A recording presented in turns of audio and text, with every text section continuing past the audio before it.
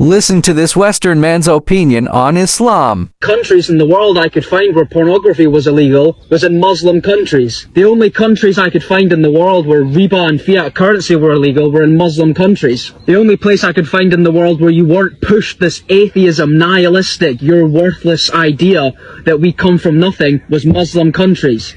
And I started to realize that the enemy of my enemy was in fact my friend. The same people who want to send me to war, put me in debt and turn my wife into a prostitute, they were the same people that were telling me Islam is bad. And then I realized that the whole anti-Muslim propaganda that we've been fed in the West was a trick. And it was to get us to go to war and pick up a gun and shoot our fellow brothers under Allah for banks, because Muslims would not take sodomy, they would not take pornography, they would not take usury and riba. And I realized that's all the Afghanistan war was, that's all the Iraq war was, this is all the American wars against Muslim countries was just because Muslims would not accept haram.